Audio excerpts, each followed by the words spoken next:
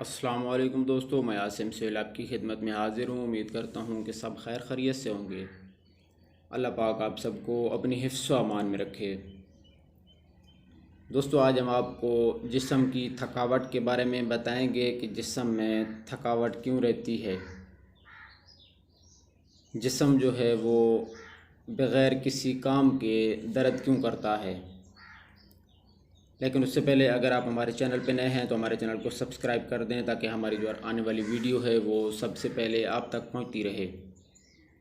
اس کے علاوہ فیس بک پہ ہمارا پیج بنا ہوا ہے ڈاکٹر عاصم ہربل کے نام سے، اسے بھی فالو کر لیں۔ دوستو، تھکاوٹ کوئی بیماری نہیں ہے، لیکن کسی بیماری کی پیشگی اطلاع ضرور ہو سکتی ہے۔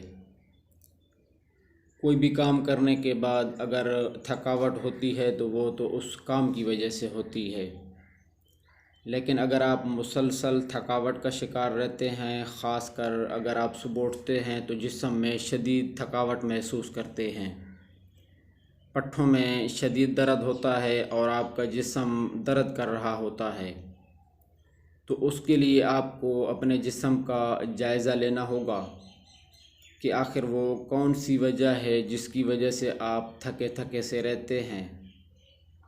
اس کے لیے سب سے پہلے آپ کو یہ دیکھنا ہوگا کہ آپ نیند کتنی لے رہے ہیں، آپ دوپہر کو کتنے سوتے ہیں اور رات کو آپ کتنی نیند لے رہے ہیں۔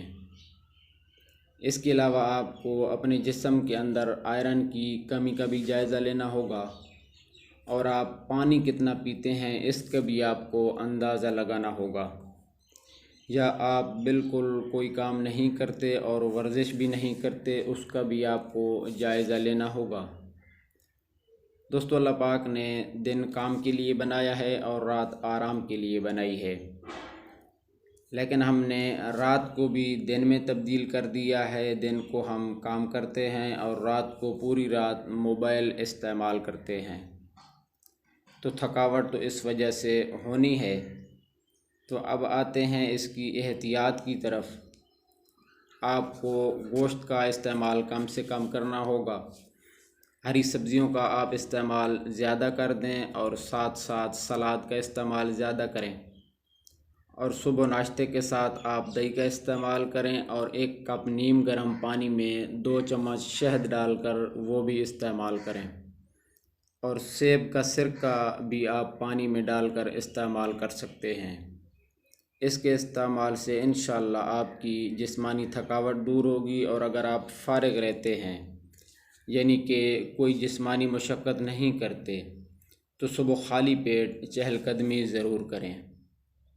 تو دوستوں، میں امید کرتا ہوں کہ آج کی ویڈیو آپ کو پسند آئی ہوگی۔ دعاؤں میں یاد رکھیے گا۔ جزاک اللہ خیرہ۔